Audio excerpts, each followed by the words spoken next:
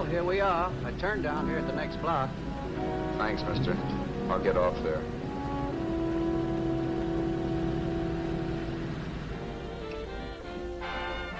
Want anything else?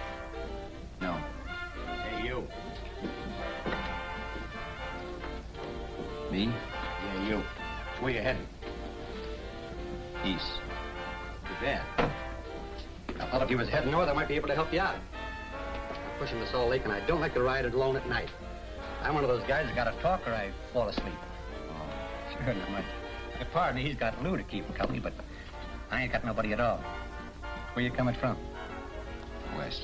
Yeah, sure, I know, but where, L.A.? Maybe. I got a cousin out in L.A. You don't say. Yeah, he's been out. You're not much of a talker, are you? My mother taught me never to speak to strangers. Oh, a wise guy. So what? Okay, don't get sore. Just trying to be sociable, that's all. Hey, Glamorous. You change for a dime, will you?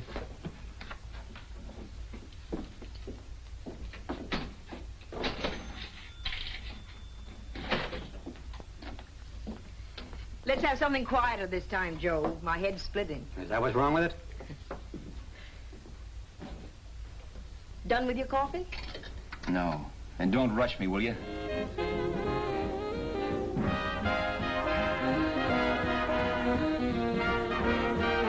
Hey, turn that off. Will you turn that thing off? What's eating you now? Yeah, what's eating you? That music, it stinks. Oh, you don't like it, huh? No, turn it off. Oh, wait a minute, pal.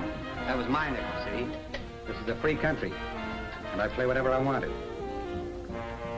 Okay. Sure, and if you don't like it, you don't have to listen to it. And you can leave here anytime you want to. Okay. I'm sorry I asked. First good piece played tonight and you don't like it. Some people just ain't got any good taste.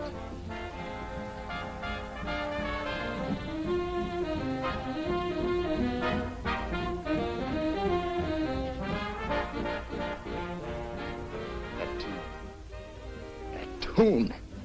Why was there always that rotten tune? Following me around, beating in my head, never letting up. Did you ever want to forget anything? Did you ever want to cut away a piece of your memory or blot it out? You can't, you know. No matter how hard you try. You can change the scenery. But sooner or later, you'll get a whiff of perfume or somebody will say a certain phrase or maybe hum something. Then you're licked again. I can't believe that you're in love with me. I used to love that song once. So did the customers back in the old Break of Dawn club in New York. I can't remember a night when I didn't get at least 3 requests for it. Sue, she was always selling it too. Those were the days.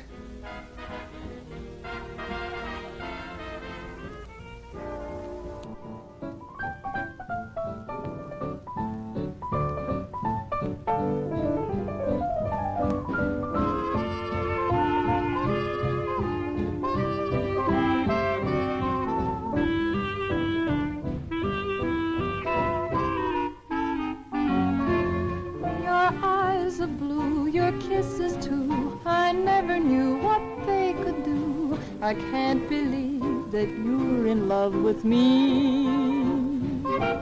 You're telling everyone you know that I'm on your mind each place you go. They can't believe that you're in love with me. I have always placed you far above me. I just can't imagine that you love me. And after all is said and done, to think that I'm the lucky one, I can't believe that you're in love with me.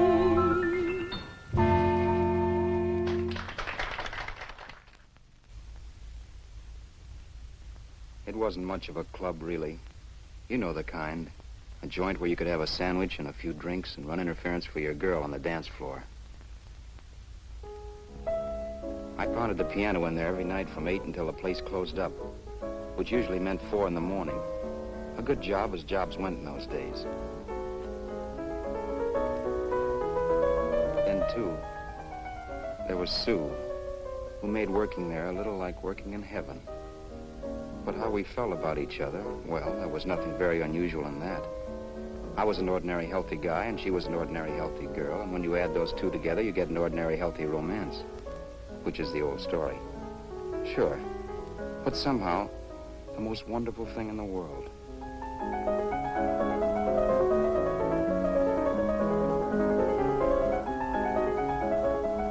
All in all, I was a pretty lucky guy.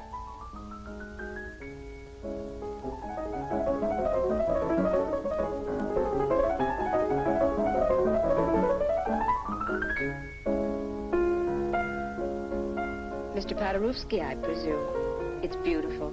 You're going to make Carnegie Hall yet, Al? Yeah, as a janitor. I'll make my debut in the basement.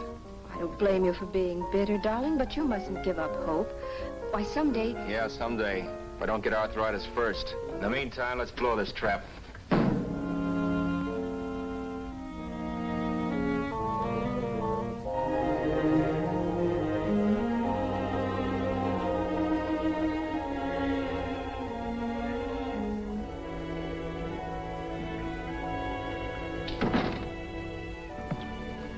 Like to get something to eat, hon? Oh, I don't think so, Al. I lose my appetite working in this flea bag. Let's go home. Okay. I can't stand much more of that dump. Did you see that drunk tonight trying to paw me? No, what drunk? Does it matter what drunk? Say, what's the matter with you tonight, darling? That's the third time you started to tell me something and then stopped. We shouldn't have any secrets from each other, Sue. Next week, we're going to make with the ring and the license. You and me will be a team. Yes, that's right. In the Bush League. I don't get you. We've been struck out. It's a funny way to talk, darling. Don't you want to marry me? Al, look, I love you. You know I do, and I want to marry you. But? But not now. Only after we've made good. Sunday, I'm going away. Oh, I know you'll think it's silly. That's why I hesitated to tell you. But I'm going to California. I want to try my luck in Hollywood. That's the most stupid thing I ever heard of. Don't you know millions of people go out there every year and wind up polishing cuspidors? I thought you had better sense. You sound as if you don't think I have any talent. That has nothing to do with it. I'll make out all right. Maybe. But what about me? Doesn't it mean anything to you that you're busting up all our plans? We may not see each other for years? It won't be that long. I thought you loved me. I do. You know I do. Well, here we are. Al. Al, why can't you see my side of it? I'm young. We both are, and we've got all the time in the world to settle down. Oh, really, darling, what I'm doing is the only sane thing to do. I hate the thought of being so far away from you, but we'll be together again someday. Maybe you'll decide to come out too later on. So long. Al, aren't you going to kiss me goodnight? Sure, why not? Good night.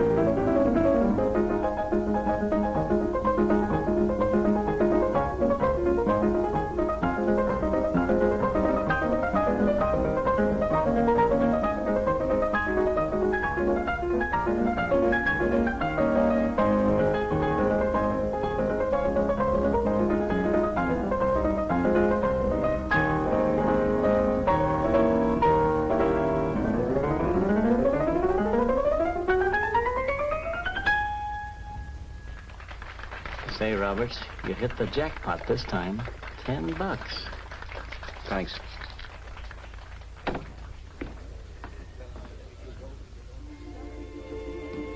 So when this drunk handed me a 10 spot after a request, I couldn't get very excited.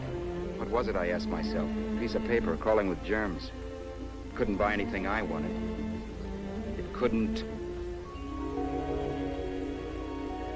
Then I thought of something.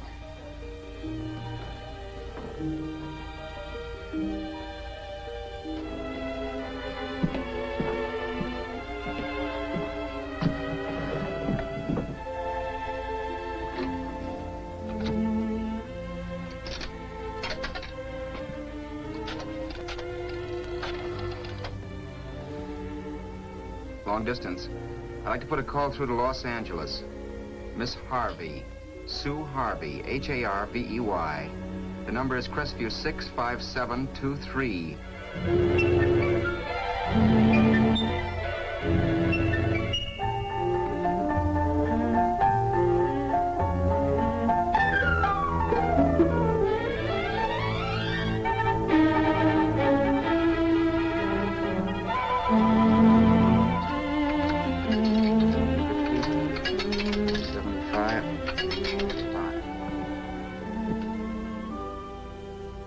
Hello, Sue? This is Al. Oh, baby, it's great to hear from you, too. What's that? You do? Oh, me too, darling. I thought I'd go batty without you. I just had to... Huh? You're working as a hashlinger? Gee, honey, that's tough. Those guys out in Hollywood don't know the real thing when it's right in front of them. You just stick it out, Sue, baby. Keep going around to those casting offices. I'm sure you'll click. Look, I'll tell you what. You stay put out there, I'll come to you. No, don't try to stop me. Just expect me. Train? Who knows? Train, plane, bus, magic carpet. I'll be there if I have to crawl. If I have to travel by pogo stick. And then, let's get married right away, huh? That's the stuff. That's what I've been wanting to hear you say. Well, goodbye for now. I'll be seeing you soon. Yeah.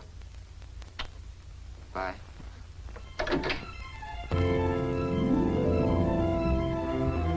only way I could cross country was to thumb rides. For even after hawking everything, I only had enough money to eat. Money. You know what that is.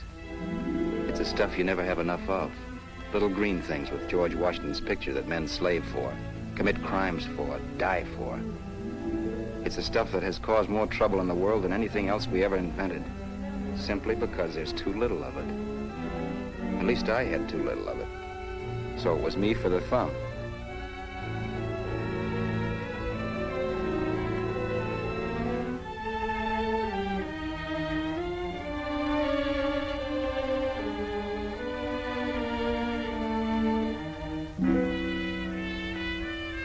Ever done any hitchhiking? It's not much fun, believe me. Oh, yeah, I know all about how it's an education, how you get to meet a lot of people and all that.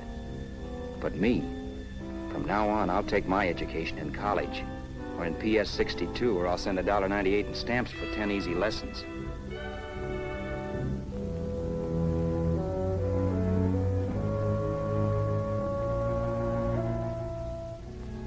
Thumbing rides may save your bus fare, but it's dangerous. You never know what's in store for you when you hear the squeal of brakes. If only I had known what I was getting into that day in Arizona. Here, throw that in the back seat. Okay, let's go. Make sure that door's closed.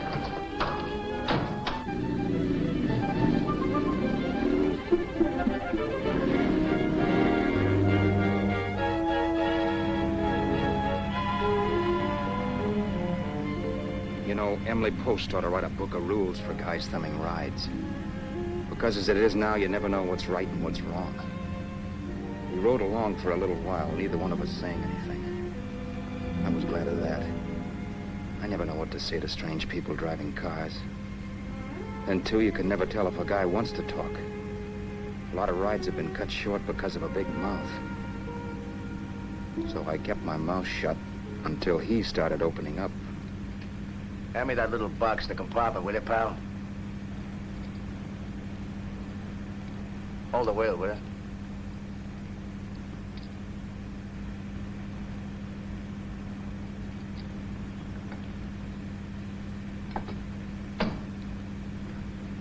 How far are you going? L.A. Well, you're really traveling, aren't you? Yeah, but I don't expect to make it for a couple of years at the rate I've been promoting rides. Not much luck, huh? Sure, all bad. Not many people stop for a guy these days. Afraid of a stick-up, maybe. Well, you can't blame them. Where you coming from? New York? Well, New York. You're in luck this time. I'm going all the way. Right through to Los Angeles. You drive a car? Sure. Whenever you're tired, let me know. I'll holler. I guess at least an hour passed before I noticed those deep scratches in his right hand. They were wicked. 3 puffy red lines about 1/4 inch apart. He must have seen me looking at them because he said, Beauties, aren't they? They're gonna be scars someday. What an animal. Whatever it was, it must have been pretty big and vicious to have done that. Right on both counts, New York. I was tussling with the most dangerous animal in the world. A woman. She must have been Tarzan's mate. Looks like you lost the bob. Certainly wasn't a draw.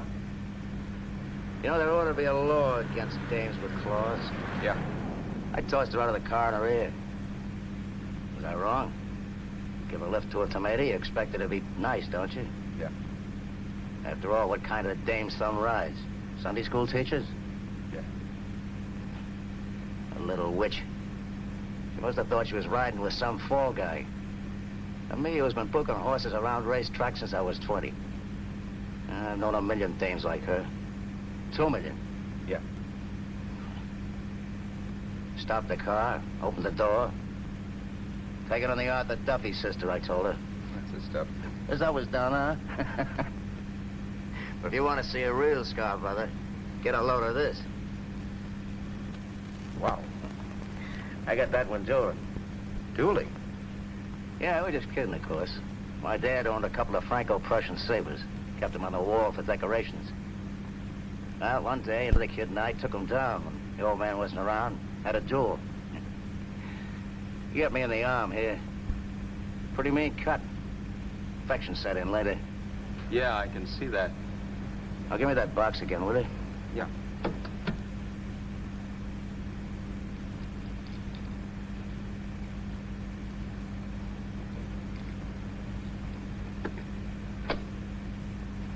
Pain made me lose my head, I guess. I began slashing. Before I knew it, I'd put the other kid's eye out. That was tough. Well, it was just an accident, of course. But you know how kids are. I got scared, decided I was going to run away from home. Old man almost caught me when I was packing my duds. The bloody rag I had wrapped around my wrist hadn't caught his attention. You'd seen the bundle for sure. But I beat it when he was phoning for a doctor. That was 15, 16 years ago. I haven't been home since. Pull in there for a bite or something, huh? a bite or something. Brother, was I hungry. I hadn't had anything in my stomach for hours. Yet even with that gnawing in the pit of my belly, I didn't want to be in too big a rush to put on the feed bag. First, I had to make sure this guy knew the score. If I got him down on me, goodbye ticket to Hollywood. I'll wait out here for you, mister. If it's the money, don't worry about paying for it. This time it's on me. Well, that's what... Haskell, think nothing of it. You make your first million, maybe you can do the same for me. Come on, New York. I gotta make the West Coast by Wednesday. There's a horse running at Santa Anita named Bicycle. Means dough to me if I'm on him. We'll make it all right. He did most of the talking during the half hour we were in the place. I ate. He rambled on about his old man, whom he hadn't heard from since he ran away as a kid. Now he happened to become a bookie. And then all about how he got rooked in Miami. One race, 38 grand. They cleaned out my book. How do you like that? That was tough luck. Yeah, and I'm supposed to be the smart guy. Well, you just wait. I'm going back to Florida next season with all kinds of jack. And you watch those stinkers run for cover. Want anything else? No, thanks. I've had plenty.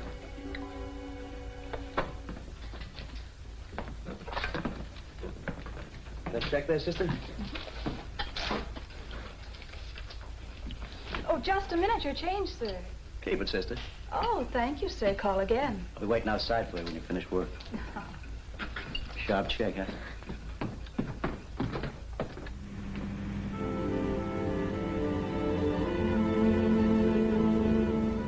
drove all that night while Haskell slept like a log.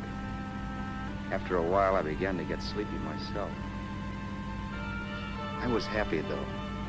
Soon I'd be with Sue again.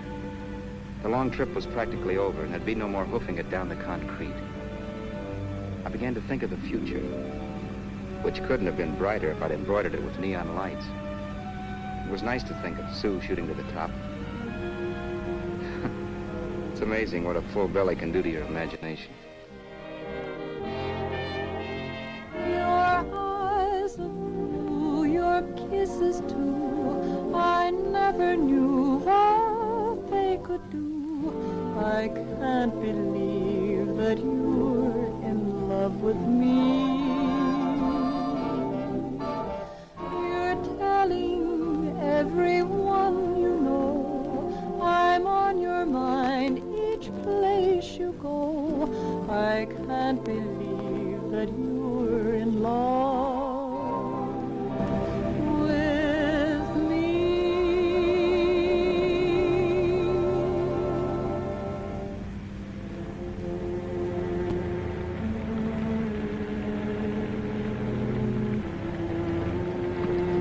Mr. Haskell.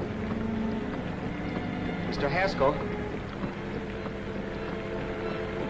Mr. Haskell, wake up. It's raining. Don't you think we ought to stop and put up the top?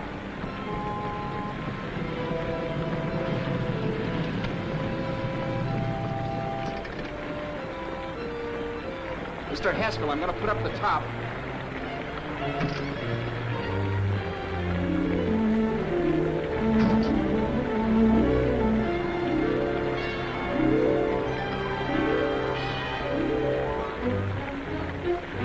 Until then, I had done things my way. But from then on, something else stepped in and shunted me off to a different destination than the one I had picked for myself. But when I pulled open that door... Mr. Haskell, what's the matter? Are you hurt? Are you hurt, Mr. Haskell? Start your sermon. I'll listen to it. But I know what you're going to hand me even before you open your mouths. You're going to tell me you don't believe my story of how Haskell died and give me that don't make me laugh expression on your smug faces. I saw at once he was dead, and I was in for it. Who would believe he fell out of the car? Why, if Haskell came too, which of course he couldn't, even he would swear I conked him over the head for his dough. Yes, I was in for it. Instinct told me to run, but then I realized it was hopeless. There were lots of people back down the road who could identify me. That gas station guy and the waitress. I would be in a worse spot then, trying to explain why I beat it. The next possibility was to sit tight and tell the truth when the cops came. But that would be crazy. They'd laugh at the truth. I'm not having my head in a noose. So what else was there to do but hide the body and get away in the car? I couldn't leave the car there with him in the gully. That would be like erecting a tombstone.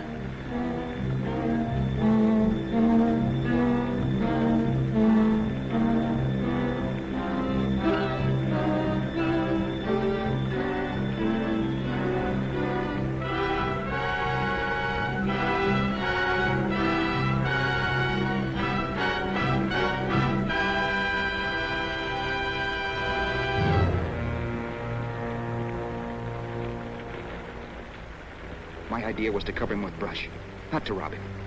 But then I remembered that even if I only drove the car for 100 miles or so, I would need money for gas. Besides, it was stupid of me to leave all that money on a dead man. Not only that, I'd have to take his driver's license in case I was stopped for something. I didn't like to think about it, but by that time I'd done just what the police would say I did, even if I didn't. My clothes. The owner of such an expensive car would never be wearing them. Some cop might pull me in on suspicion.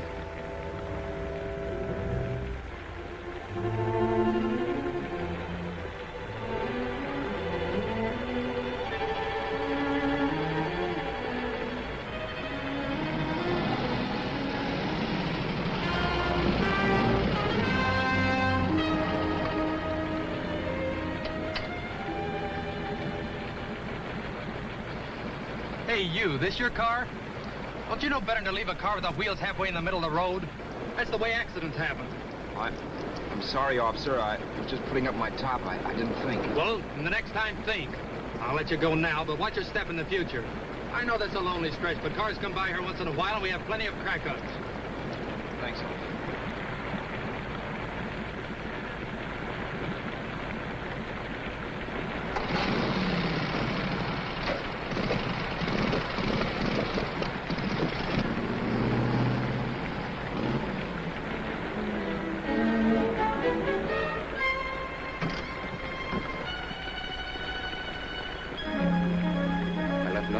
to give me away as Roberts.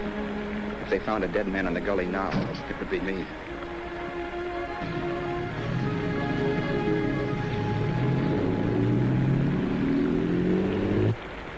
As I drove off, it was still raining, and the drops streaked down the windshield like tears.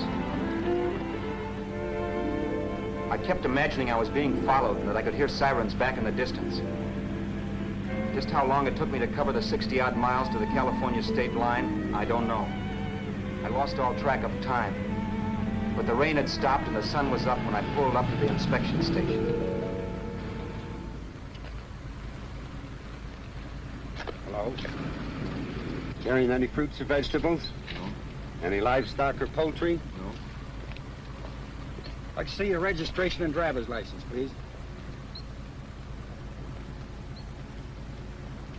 Anything in the baggage compartment? Just baggage.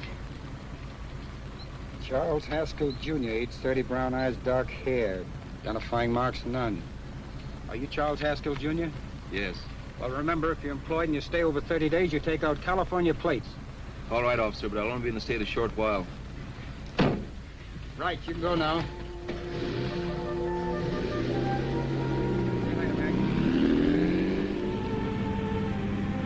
I couldn't drive any farther without some sleep. Cops or no cops, I knew I had to hit the hay and hit it hard. I was dead tired.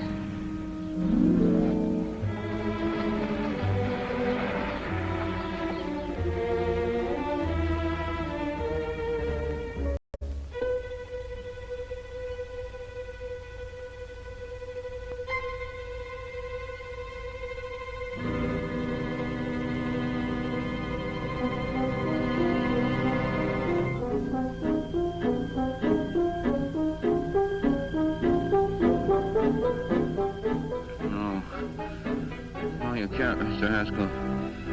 No.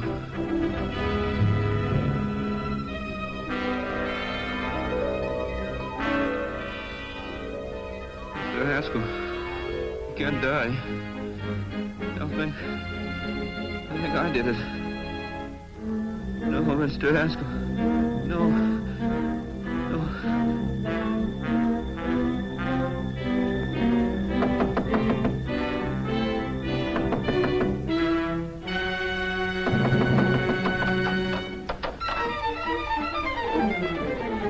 Who's there? It's the maid. Can I come in and clean? Later. In a half hour. All right, sir.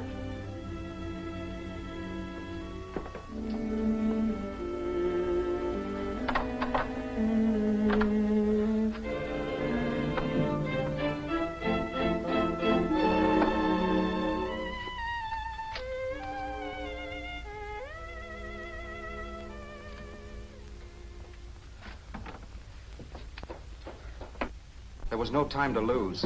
Every minute I had to be Charles Haskell was dangerous. And I'd have to be Charles Haskell until I got to some city where I could leave the car and be swallowed up.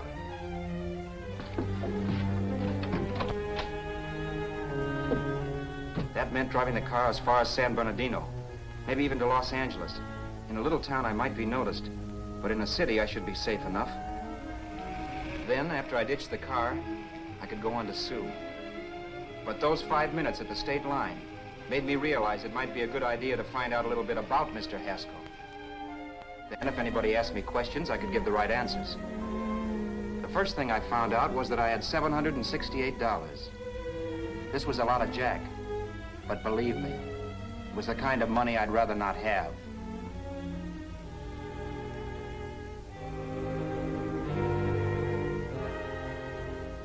And then I found out from a letter Haskell was carting around in his bag that he wasn't the open-handed, easygoing big shot who went around buying dinners for strange hitchhikers.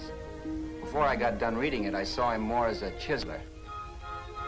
It was written to his old man in California, the one he hadn't seen in so many years. In it, Haskell posed as a salesman of hymnals, of all things.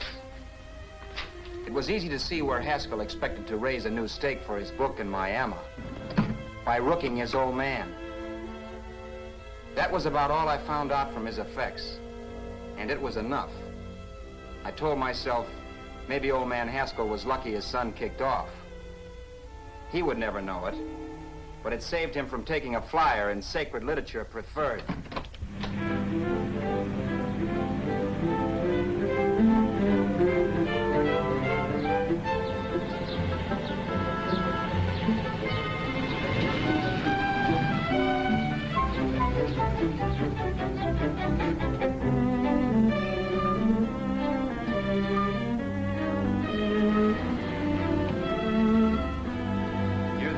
At Desert Center, I pulled up for water. There was a woman. Hey, you! Come on if you want to ride.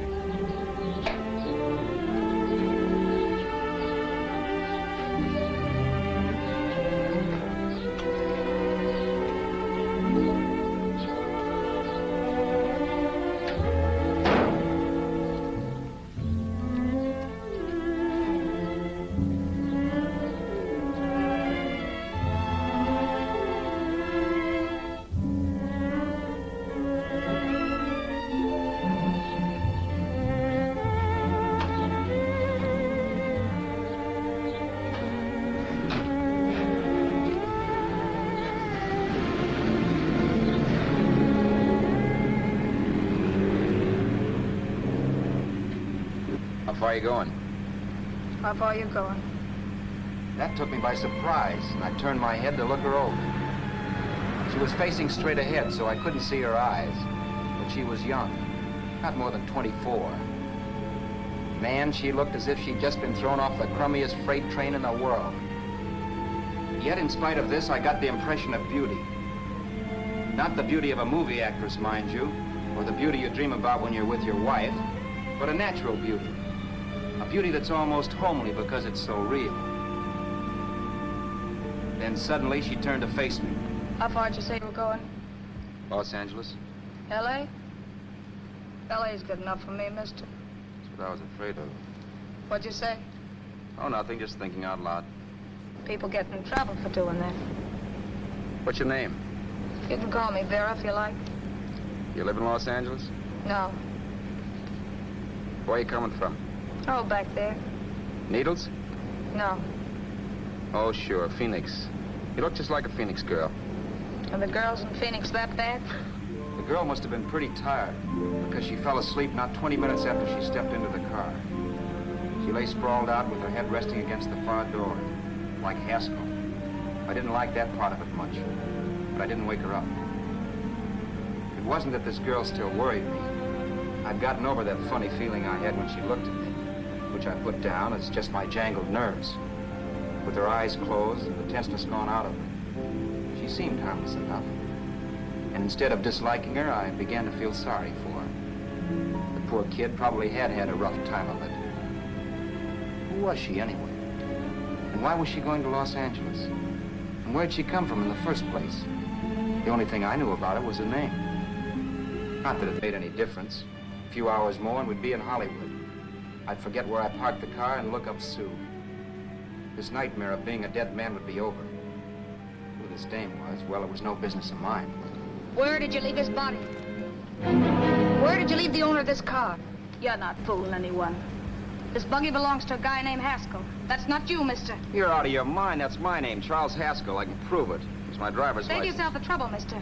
Having Haskell's wallet only makes it worse. It just so happens I rode with Charlie Haskell, all the way from Louisiana. He picked me up outside of Shreveport. You rode? You heard me. Then it all came back to me. All the talk about dueling and scars and scratches. There was no doubt about it. Vera must be the woman Haskell had mentioned. She must have passed me while I slept. Well, I'm waiting. My goose was cooked. She had me. That Haskell guy wasn't dead yet. He wasn't stretched out stiff and cold in any Arizona gully. He was sitting right there in the car, laughing like mad while he haunted me.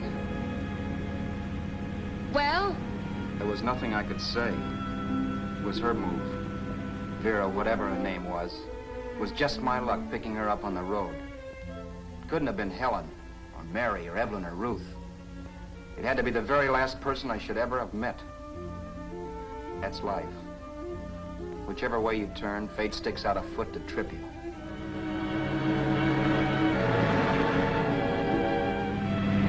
I told her everything, but she didn't believe my story. I should have saved my breath. That's the greatest cock and bull story I ever heard. So he fell out of his car. Say, who do you think you're talking to, a hick? Listen, mister, I've been around, and I know a wrong guy when I see one. What'd you do, kiss him with a wrench? Now, wait a minute. What I told you was true. You see, that's why I had to do it. You think I killed him. Well, the cops would have thought so, too. Yeah, well, maybe they still think so. What makes you so sure I'll shut up about this? Girl, I'm innocent. Give me a break, will you? It won't do me any good having you pinched. The cops are no friends of mine. Now, if there was a reward, but there isn't. Thanks. Don't thank me yet. I'm not through with you by a long shot. Let's see that roll.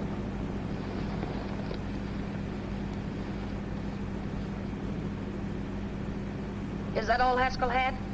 Isn't it enough? No, I thought he had more. Not that I know of. You can search me. You think I'm holding out on you? Well, maybe I will at that. He told me he was going to bet $3,000 on a horse named Paradisical on Wednesday at Santa Anita. He was stringing you along. He meant 300. Maybe. Sure, $3, 300. He was a piece of cheese, a big blowhard. Listen, mister, don't try and tell me anything about Charlie Haskell. Remember, I knew him better than you did. Okay, then you knew he was a four-flusher. That explains the $3,000 bet. I'm not so sure he didn't have that $3,000. Why should I believe you? You got all the earmarks of a cheap crook. Now, wait a Shut minute. up. You're a cheap crook and you killed him. For 2 cents, I'd change my mind and turn you in. I don't like you. All right. Don't get sore. I'm not getting sore. But just remember who's boss around here. If you shut up and don't give me any arguments, you'll have nothing to worry about. But if you act wise, well, mister, you'll pop into jail so fast it'll give you the bends. I'm not arguing. Well, see that you don't. You know, as crooked as you look, I'd hate to see a fella as young as you wind up sniffing that perfume that Arizona hands out free to murderers. I'm not a murderer. Of course you're not. Haskell knocked his own head off. He fell, that's how it happened, just like I told you. Sure, and then he made you a present of his belongings. I explained why I had to do that. Doesn't make a difference one way or another. I'm not a mourner. I liked Haskell even less than I like you. Yeah, I saw what you did to him. What do you mean? Well, scratches on his wrist. Sure, I scratched him. Don't say you did. So your idea was to drive the car a little way, maybe into San Bernardino, and then leave it. You weren't gonna sell it? Sell it? You think I'm crazy? Somebody else's car? See, all I want to do is leave it somewhere and forget I ever saw it. Not only don't you have any scruples, you don't have any brains. I don't get you. Maybe it's a good thing you met me. You'd have got yourself caught, sure. Why, you dope. Don't you know a deserted automobile always rates an investigation? Huh? Look, the cops find a car. Then they get curious. They wonder where the owner is. So, all right, they don't trace Haskell. They trace you. I never thought of that. The only safe way to get rid of the car is to sell it to a dealer. Get it registered under a new name. Say, stop at the next store. I want to get a bottle and do some shopping before we hit L.A. Okay. As soon as we find a place, I'll drop you off and pick you up later. Nothing doing. You're coming in, too.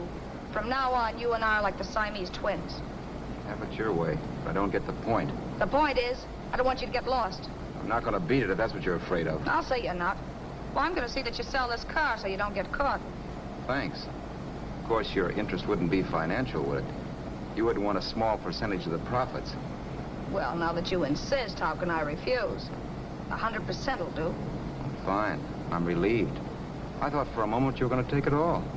I don't want to be a hog. A few hours later, we were in Hollywood. And I was recognizing places Sue had written about. It struck me that far from being at the end of the trip, there was a greater distance between Sue and me than when I started out. Vera wasn't kidding with that Siamese twins crack. She rented a little apartment as Mrs. Charles Haskell. When I objected to this, she explained that it was on account of the car. A dealer might think something was funny if he called and found we were using different names.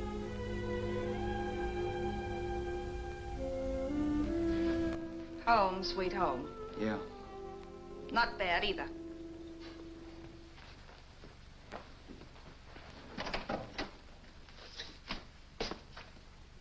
In case there's any doubt in your mind, I'll take the bedroom. Yeah. Sure is stuffy in here.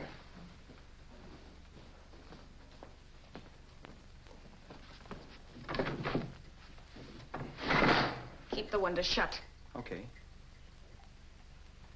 The old crow downstairs said there's a folding bed behind this door.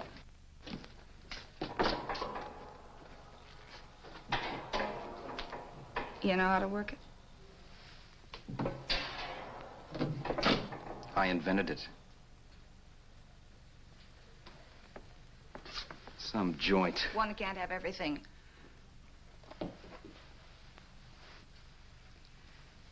I'm first in the bathtub. I don't know why, but I figured you would be.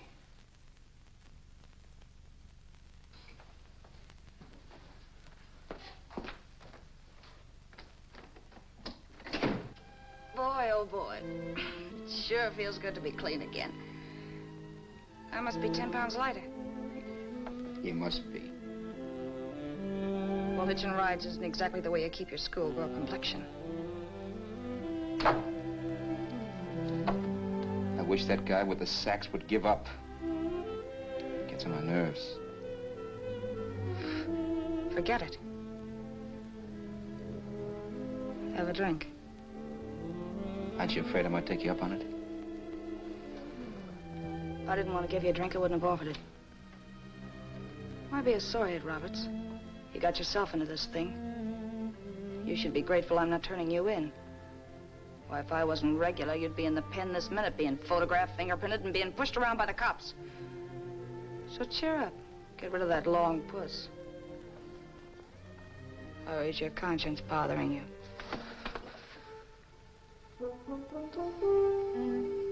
No. It isn't. Swell. That's the spirit. He's dead and no moment around to bring him back. Anyway, I never could understand this worrying about something that's over and done with. Now look, Vera, for the last time I didn't kill him. Haskell was a sick man. Maybe he was dead before he fell out of the car. I don't know. Sure, he died of old age. All right. So if it'll make you sociable, you didn't kill him.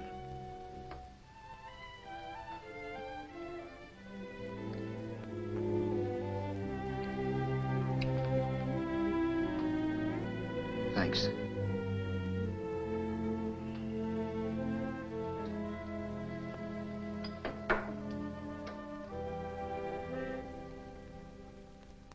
We're out of liquor, Roberts.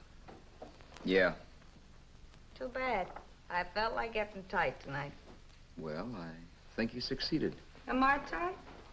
As a prima donna's corset. That's good. I wanted to get tight. Why? What have you got to get tight about? Oh, I don't know. Few things. You should have my worries. If I had your troubles, I'd stay sober. And I've got the key to that door. Yeah. Maybe you're right. I'm always right. You know, I don't like your attitude, Roberts. Well, there's a lot of things I don't like. Sure. But life's like a ball game. You gotta take a swing at whatever comes along before you wake up and find it's the ninth inning. You read that somewhere. That's the truth, Roberts. All you do is bellyache. Taking it easy and, well, trying to make the best of things. But maybe that's what's wrong with the whole world. Get the professor. People knock themselves out trying to buck fate. Now, take you, for instance. You're lucky to be alive. Why, suppose Haskell had opened your door. You'd be playing a harp now. Think of that. You think of it. I'm tired of thinking. There's plenty of people dying this minute. I would give anything to trade places with you. I know what I'm talking about. I'm not so sure. At least they know they're done for. They don't have to sweat blood wondering if they are. Your philosophy stinks, pal. We all know we're gonna kick off someday. It's only a question of when. But what got us on this subject anyway? We'll be discussing politics next. Yeah. Where'd you hide the butts? On the table, sucker.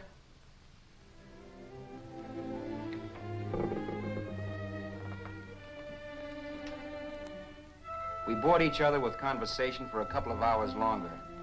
Every 5 minutes, one of us was wishing we had another bottle or a radio or something to read. Then finally, we ran out of chatter. I know it's only 11 o'clock, but I want to get up early and make the rounds of the used car lots. No hurry about that. We've got all the time in the world. Maybe you have, but if you think I want to stay cooped up in this place any longer than I have to, you're batty. It's not a bad place. Pay plenty for diggings like this in New York. I wouldn't like it if it was the Ritz.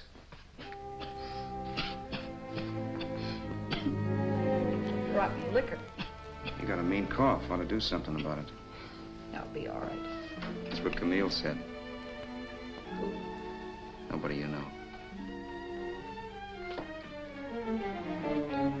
Wasn't that the dame that died of consumption? Yeah. Wouldn't it be a break for you if I did kick off? You'd be free with all Haskell's dough and car. I don't want to see anybody die.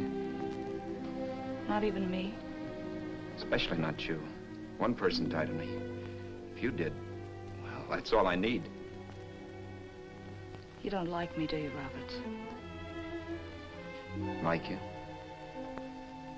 I love you. My favorite sport is being kept prisoner.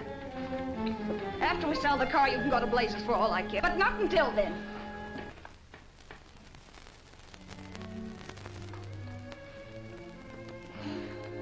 I'm going to bed.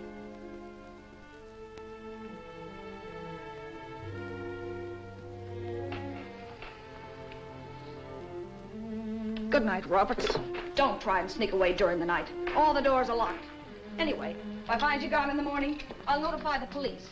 They'll pick you up. Don't worry, I know when I'm in a spot. Well, good night. I hope that portable rack isn't too uncomfortable for you. Don't lose any sleep over it, will you, Vera?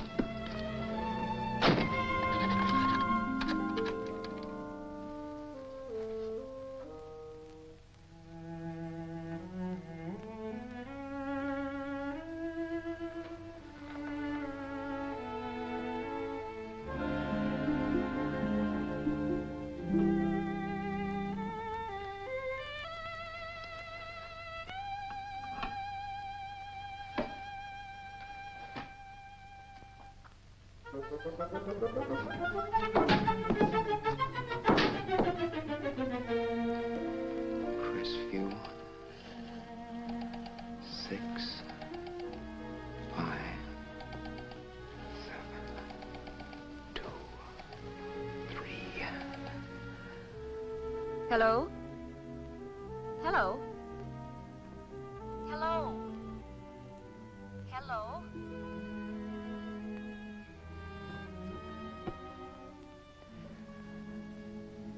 No. Not yet, darling. Tomorrow. Maybe. If this were fiction, I would fall in love with Vera, marry her and make a respectable woman of her, or else she'd make some supreme Class A sacrifice for me and die. Sue and I would bawl a little over her grave and make some crack about there's good in all of us. But Vera, unfortunately, was just as rotten in the morning as she'd been the night before.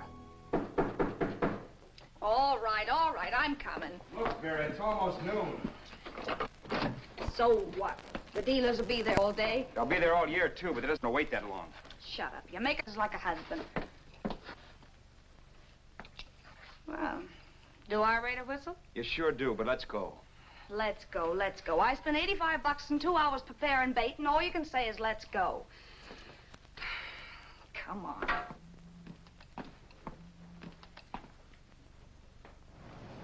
We passed a few used car lots last night down this way. What do you think we can get for this heap? I don't know. Plenty. You let me handle everything. Think we can get $2,000? I don't know, but don't worry. I'll squeeze as much out of this guy as I can. If I let it go cheap without a fight, he might think we've stolen the car. And listen, don't make any slips and call me Roberts. That'll cook us. I don't need you to tell me that. You better just sit by and keep your mouth closed. Remember, we're both in the soup if anything happens. Forget it and drive. You're my wife, Vera Haskell. Look, after the deal's closed, let's go back to that place on Hollywood Boulevard where I saw the fur jacket. I want to buy it. After the deal's closed, I'm saying goodbye to you. That's right, I forgot. I guess I'm getting kind of used to you. Well, that's a habit you could start breaking. Let's try this place in the middle of the block.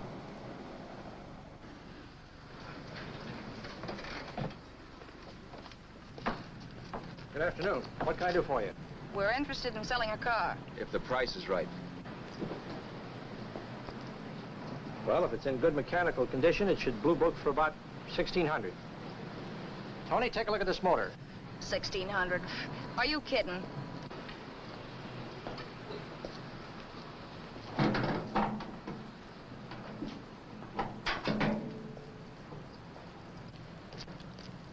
Well, maybe 1850. Before I let it go for 1850, I'll wreck it and collect the insurance first.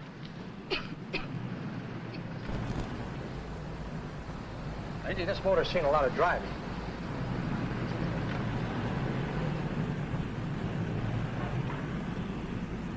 While the mechanic inspected the car, we haggled.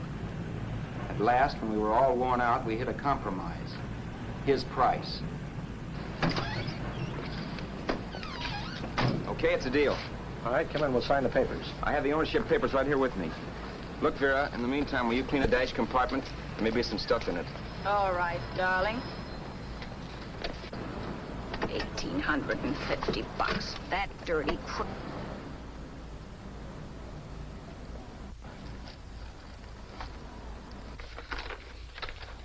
New York, huh? Yeah.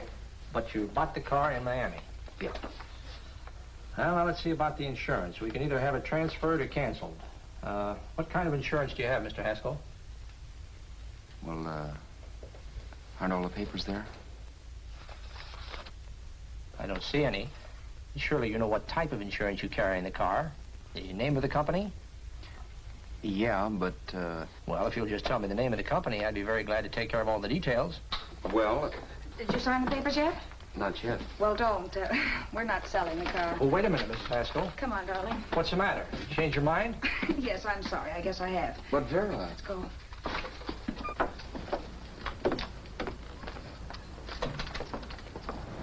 You got me out of a tight spot, Vera. But I still don't understand all this. You will in a minute. I almost threw away a gold mine. 1850 isn't to be sneezed at. The car doesn't book for as much as I thought. We're not selling the car. You want to keep it. Now, wait a minute, Vera. You said yourself I wouldn't be safe until the car was in someone else's name. I'd like to be free of this mess when I go. That's just it, Roberts. You're not going. There's a drive-in at the next corner. Pull in there and we'll get a bite to eat. And I'll explain.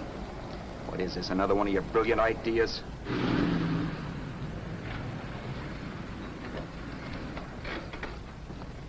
Oh, may I take your order? Make mine a ham sandwich and coffee. And for you, sir? Oh, I don't care. The same. Thank you.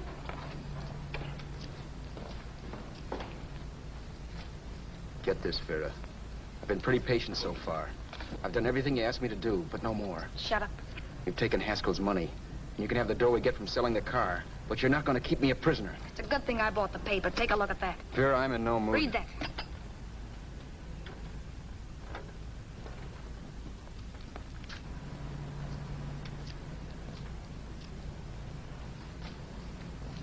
No. Yes. No, I won't do it. Yes, you will. You think I'm crazy? It's impossible, I tell you. Excuse me.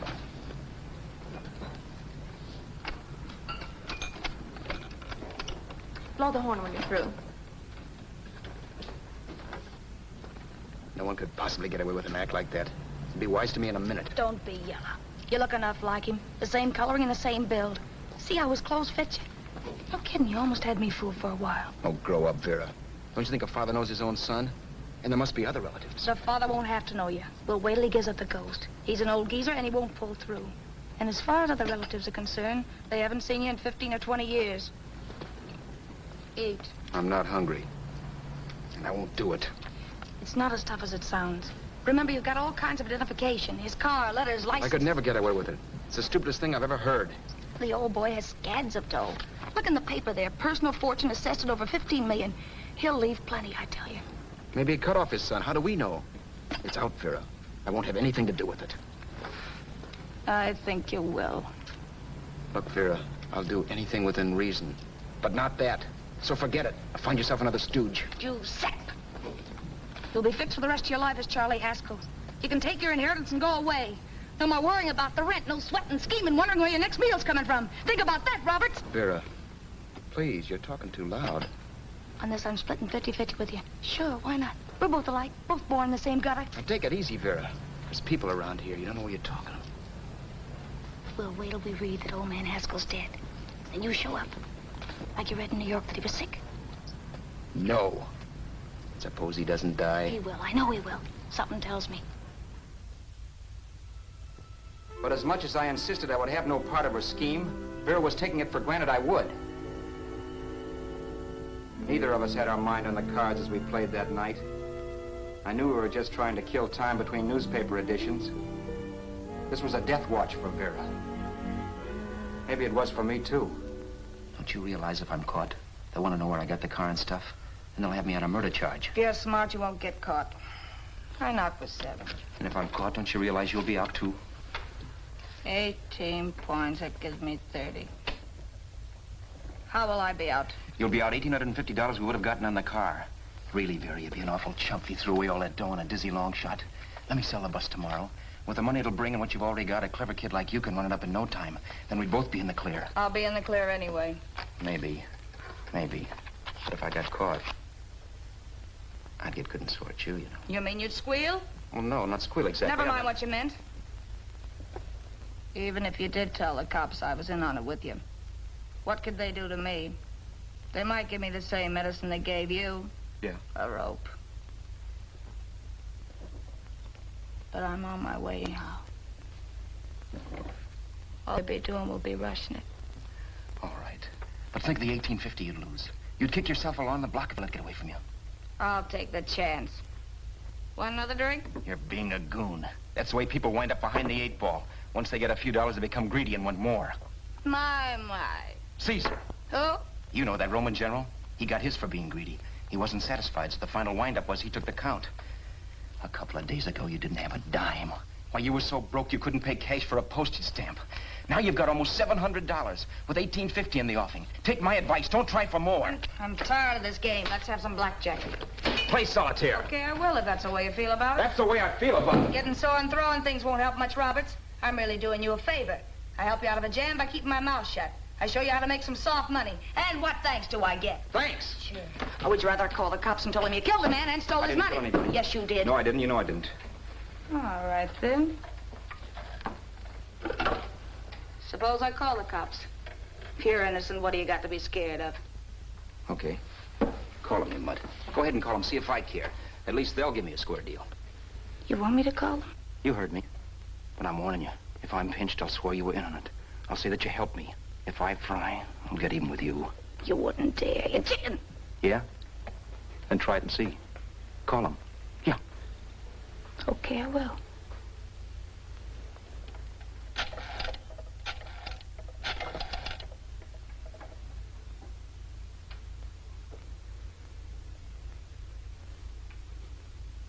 Information? I want the number of the Hollywood police station. Okay, I got it. Thanks. Wait a minute, Vera. You wouldn't do that. Well, wouldn't do that, and I'll show you if I would. Take it easy now. Let's talk this over.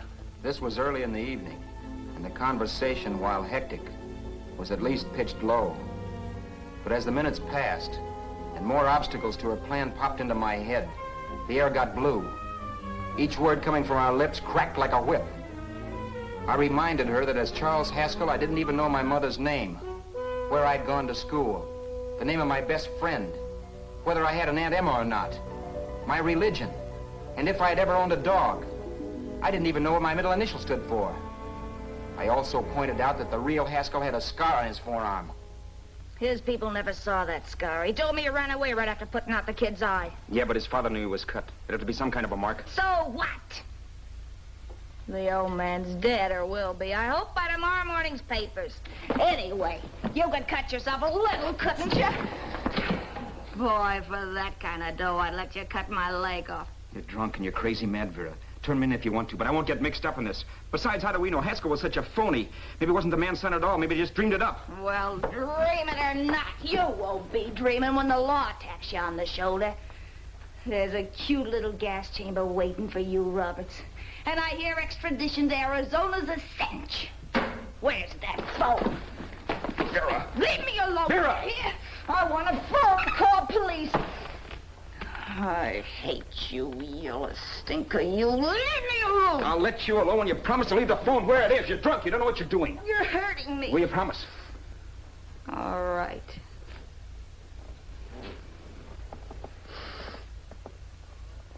You hurt me. I'm sorry, but... And it's hot in here. Open up a window. It's not hot. Don't tell me. Now, do you do it or do I do it? You're no gentleman, see? Yeah. All right. I'll open up the window.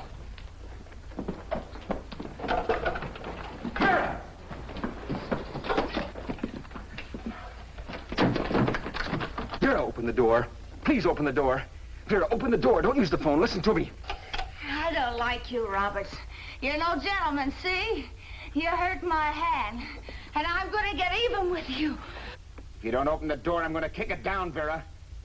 Vera, don't call the cops. Listen to me. I'll do anything you say. Vera, let me in. I'll break the phone.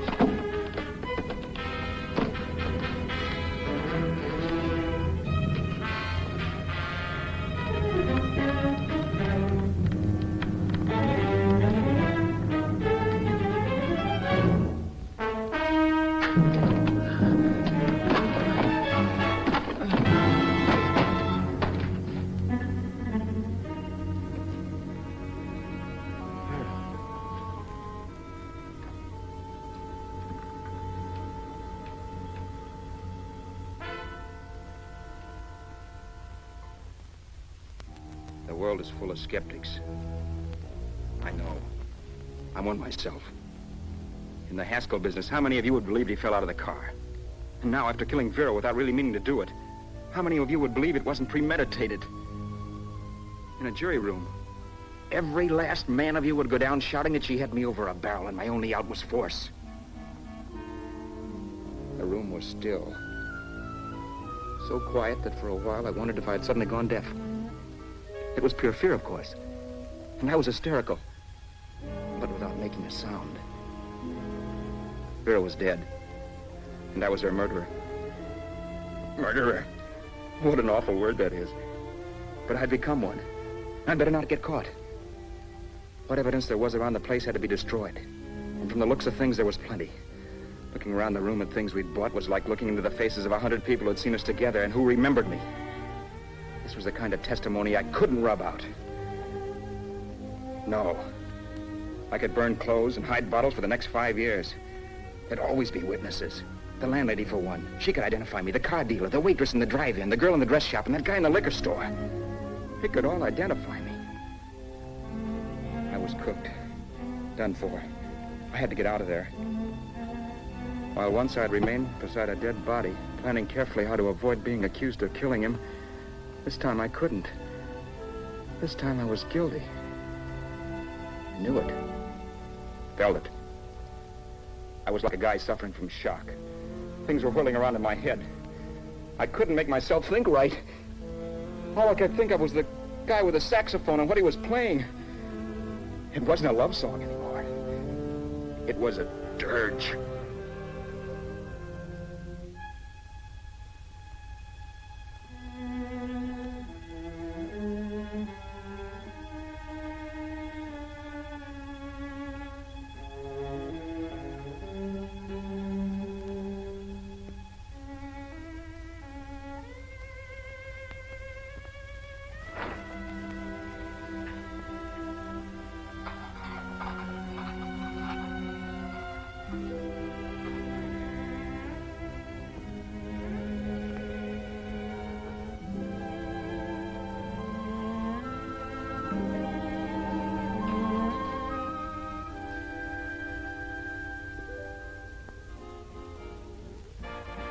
My problems weren't solved. I had to stay away from New York for all time because Al Roberts was listed as dead and had to stay dead. And I could never go back to Hollywood. Someone might recognize me as Haskell. Then, too, there was Sue.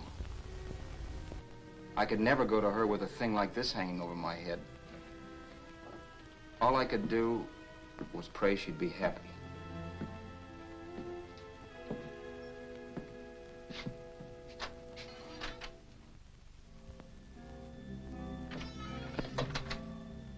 I was in Bakersfield before I read that Vera's body was discovered, and that the police were looking for Haskell in connection with his wife's murder.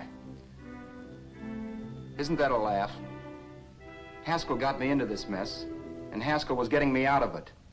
The police were searching for a dead man. I keep trying to forget what happened, and wonder what my life might have been if that car of Haskell's hadn't stopped. But one thing I don't have to wonder about. I know. Someday a car will stop to pick me up that I never thumbed.